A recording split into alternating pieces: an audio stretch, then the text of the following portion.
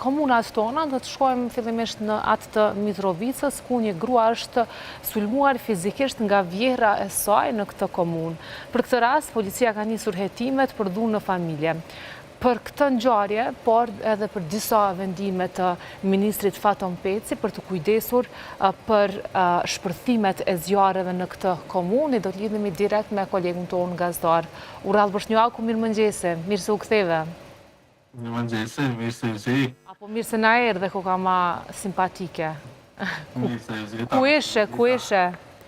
Po pak kema ma Shqipëri këtu afër. Mirë shumë. Atëherë, po raportojmë për këto dy raste, po nisim me sulmin fizik, që ka ndodhi fillimisht në Mitrovicë?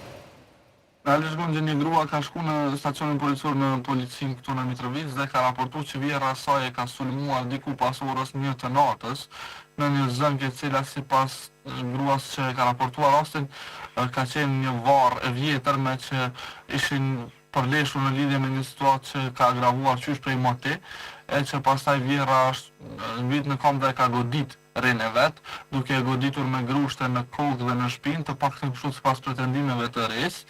Në njerë pas është raportuar rasti, policia ka vendosur që me urdhër të prokurorit kryesor të nisë hetime në lidhje me këtë rast të dhunës në familje, duke cilësuar këtë rast i lëndimit trupor, mirë po tash për tash nuk raportohet për personat të arrestuar në lidhje me këtë rast.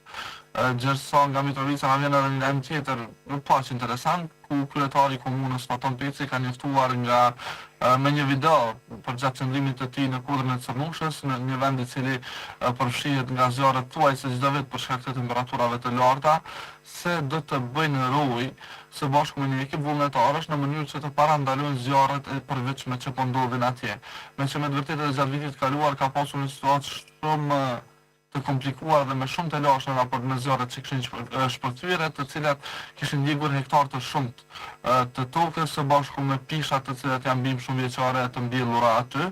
Sipas njoftimit që dha përmes videos kryetari Peci, do të formojnë grupe të vullnetarëve të cilët do të qëndrojnë për të bërë roje në mënyrë që të parandalojnë ndonjë zjarr eventual, e që në mesin e këtyre vullnetarëve thosë do të jetë vetë kryetari Peci, i cili tha se për disa ditë edhe ai do të qëndrojë aty në mënyrë që të ndihmojë vullnetarëve dhe t'u jap një farë me zemër atyre për ta kryer punën e tyre si duhet. Nga Mitrovica po ashtu flasim pak edhe për motin. Dje gjatë ditës Mitrovica është përfshirë nga një përveç i madh shiu, por edhe nga një stuhi, por që për fat të mirë nuk ka pasur ndonjë dëm të raportuar nga ky rrebesh i shiut dhe kjo stuhi, e të cilat kanë ardhur pas një moti të nxehtë dhe një ditë shumë me vapë që ka mbizotruar atë ditë, pra dje në Mitrovicë. Një pritet të ndodhë edhe sot, urojmë që sot të mos kenë ndonjë dëm nga stuhia apo as të mos përfshihet vendi nga vështrimet potenciale.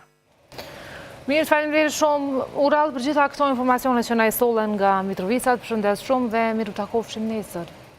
Shihemi nesër. Nga Mitrovica ndalemi pak në Pej, e nes kësaj radhe do flasim për kulturë dhe kemi pa që këto